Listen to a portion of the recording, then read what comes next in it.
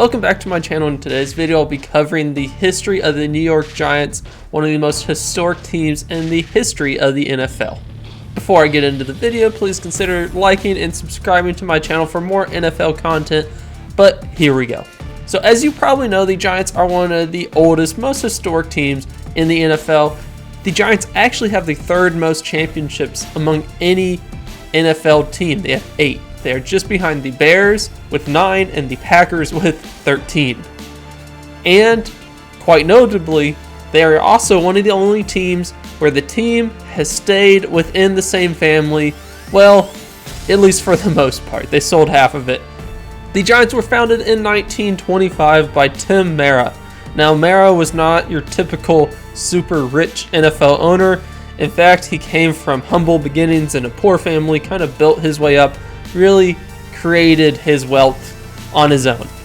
And he bought the team for a huge investment of $500, which in today's money is about $12,000 to $13,000. So quite the investment, as it is with any of these ancient NFL teams. If I would give some advice, go back in time, buy an NFL team, but not one that goes out of business, because when the team was founded, it immediately started losing a lot of money, like many NFL teams did. In fact, there was even a Giants team before this Giants team that folded before it began.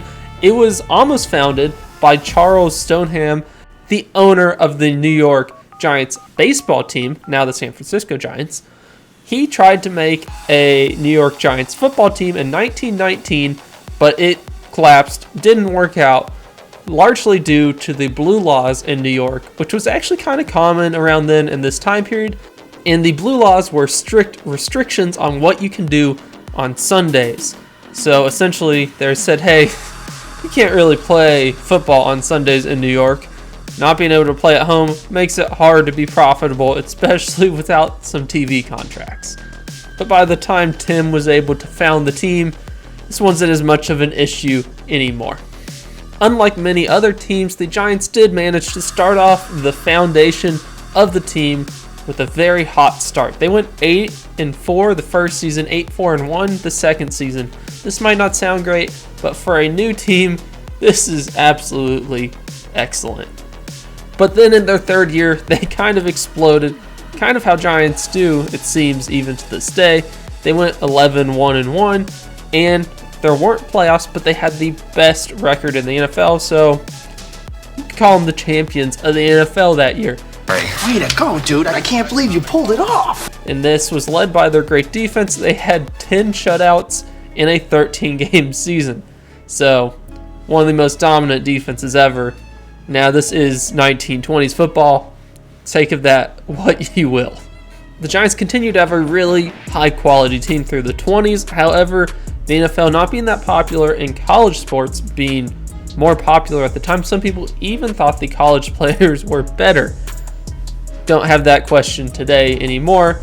But in 1930, they had a game in between the Giants and the Notre Dame All-Stars, and they decided just to make it a charity because, well, the country was in some rough times in the 1930s.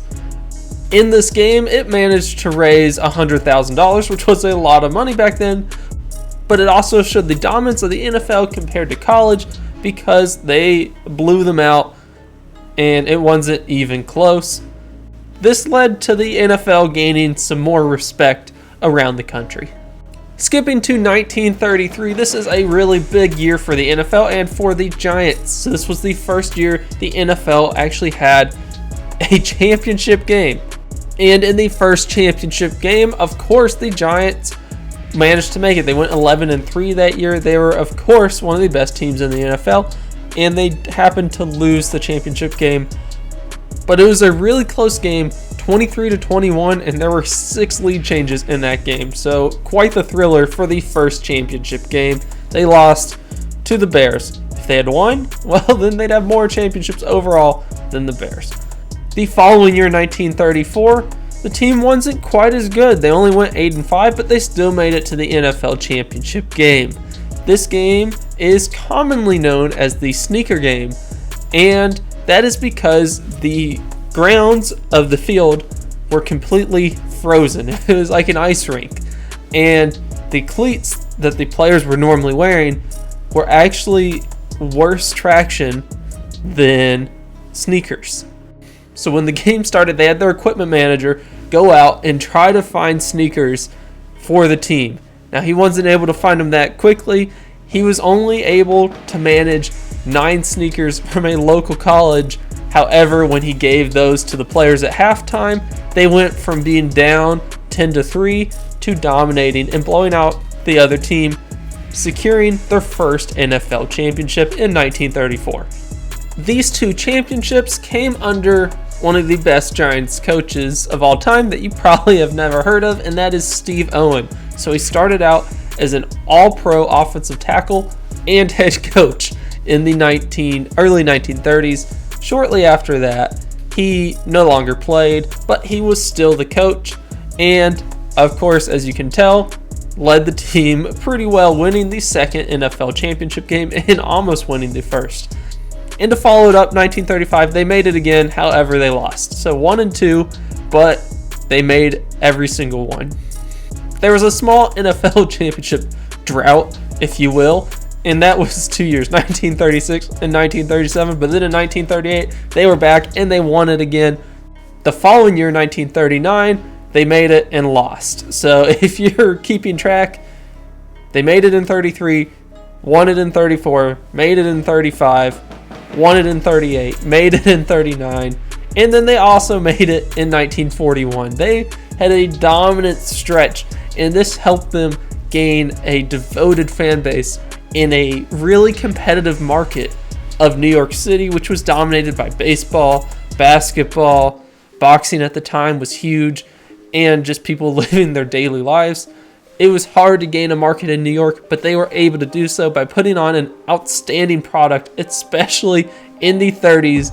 Now, in the 40s, not quite as great as the 30s, but they did make it to 3 championship games. They did happen to lose every single one of them, which was unfortunate for a fan base that had learned to get used to just dominating. In 1947 through 1955, the team actually hit its first real cold streak, missing the playoffs in all but 1 year in that stretch. In 1953, during this rough stretch, Steve Owens stepped away from the team, was fired, however it went out. He no longer was the coach. He does, to this day, have the record for most wins in Giants history with 153. This does kind of show how Giants coaches don't last that long nowadays, because there's lots of coaches around the NFL that have more than that, especially for such an old franchise. But the Giants kind of churn through their coaches. They actually have had 22 coaches in their 100 years as an NFL team. They replaced their Hall of Fame coach with Jim Lee Howell in 1954, who actually got the team back on track a little bit. Led by their outstanding running back Frank Gifford, the Giants managed to win another championship in 1956 and make the championship game in 1958 and 59. Had a down year in 1960, got a new coach, Allie Sherman, and then they went on to make it to 3 straight championship games again, 1961, 62, 63. So in a 6-year period, the Giants made 5 championship games, or in an 8-year period, they made 6. Now, of those 5, they did lose all of them, so they were 1 year away from being like the worst version of the Bills, losing 6 in a row. That would have been really bad. However, they already had championships early on in the career. That kind of got the fans by. But then 1964, everything collapsed. The Giants went from an amazing team, one of the dynasties of the NFL, to collapse. They went 2-10-2, and it just went downward from there. In 1964 is the start of really the wilderness years of the Giants, probably the darkest of times for the Giants. In these years, these 16 years, they had 2 winning seasons, and they weren't even that good. I have to admit, I didn't see this coming. And they missed the playoffs every single time. In this time period, they went through a handful of coaches, as you might imagine. They all did bad. And And this was a time when teams like the Cowboys or the Steelers were really capitalizing on the new NFL, the huge popularity surge, being on public TV, national TV. And while everyone else was dominating, growing their fan base, growing popularity around the world, or at least around the country, the Giants were just fumbling this great opportunity away. And it was just a pure disaster. Really is a disaster until they got Bill Parcells. Then it all changed. Along with Bill Parcells, they also, of course, had Bill Belichick, another Hall of Fame head coach. But more importantly than either of them, they started actually drafting really well on defense, especially with Lawrence Taylor, drafted in 1981, known by many around the NFL as the best player ever, but I guess more widely accepted as potentially the best defensive player in NFL history.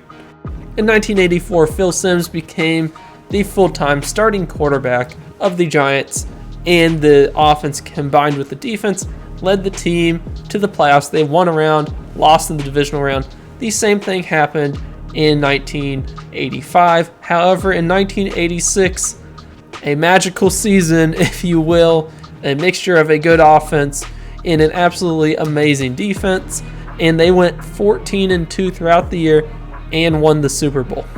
In 1987, following one of the best years ever, this was actually a really unfortunate timing for the Giants because this was one of the NFL strike years. And this was back when the Players Union was actually willing to hold out for a while. And they lost. But in this particular strike, the NFL decided to use replacement players for the players who were striking. So the team still had a record over those 3 weeks. And of course, the Giants had bad replacement players, so they went 0-3. This was after starting the year off 0-2. So really, they started off 0-5. While they did finish the year off strong, they did miss the playoffs. In 1988, there was all this controversy because their best player, Taylor, had a substance abuse issue, and he got suspended for a while. This caused some concern. It didn't really pop up the rest of his career, but it did derail their season.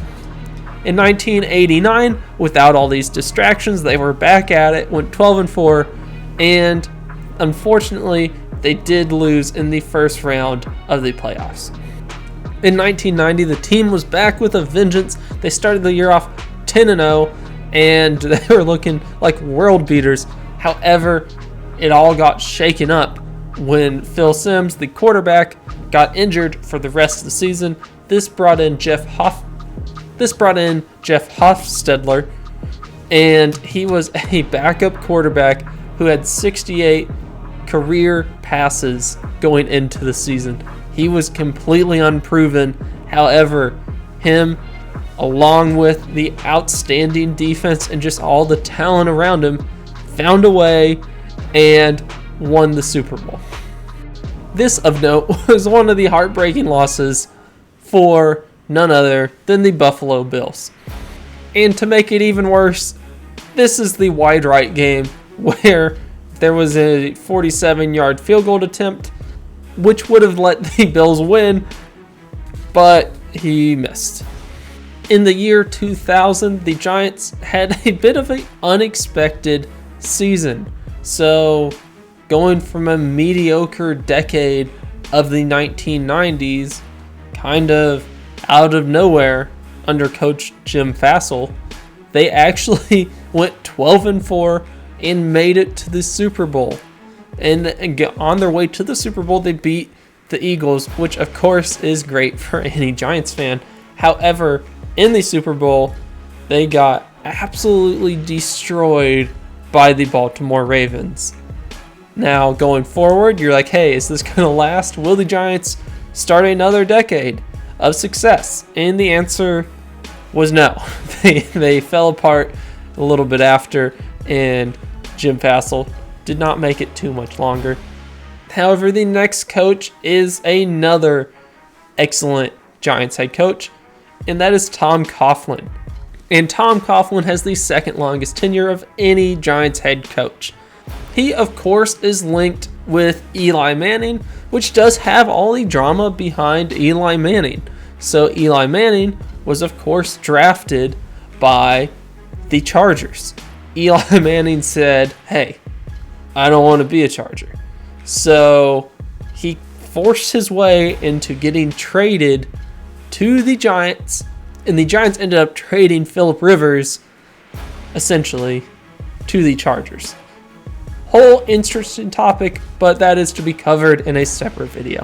But anyways, as we all know, Eli Manning became the quarterback, and they also signed a quarterback you probably know in Kurt Warner. Kurt Warner played a little bit for the Giants, but the team and the quarterbacks and just everybody saw that it was kind of a conflict within the locker room, having a Super Bowl winning quarterback and a young rookie that was the most talented pick in the draft on the same team. So they ended up benching Warner and eventually moving on from him. And this wasn't because Warner wants it better. This was because they wanted to make Eli Manning the future of the team, which he clearly was.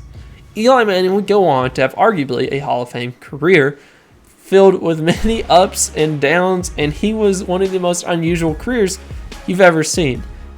In his first full year as quarterback, they went 8-8, and this was after 11-5 season, which was split between Warner and Manning. But then they regressed to 8-8. But then 2007, they won the Super Bowl, and this was an insane Super Bowl victory. So they kind of came out of nowhere. They were 10-6. They ended up winning a string of road games unprecedented, including a victory over the number 1 seed Dallas Cowboys, a victory over a great Green Bay Packers team in Lambeau under Brett Favre, of course, and then finally in the Super Bowl beating the undefeated New England Patriots. And this, of course, was the David Tyree helmet catch game. So one of the most memorable late ends of the season. And this team was a mixture of a very strong defense, especially a defensive line, and a very clutch Eli Manning. They followed it up the next year with a 12-4 season. They kept the magic alive. However, they did lose right away in the playoffs. Went away a little bit, and then in 2011, arguably an even luckier, more out of nowhere season, because this season they went 9-7 and won the Super Bowl. It's hard to imagine, like, how does that even happen? But they got really hot at the end of the year and found a way. However, since this Super Bowl, where they beat the Patriots, of course, again, the Giants have kind of collapsed. They have not, or they've only won one playoff game in the past 12 seasons. They've gone through several head coaches, and to be honest, this just kind of feels like the Giants' way. What they do is they are bad for a long period of time, and then they go out of nowhere and win some Super Bowls, make some NFC championship games, make some NFL championship games. But they have long periods of nothing filled with short periods of, whether through luck or dominance, but profound success. So anyways, if you enjoy the video, please subscribe to my channel, leave a like, leave a comment, anything you think I should know about the Giants, anything I forgot to mention, and I will see you in the next one.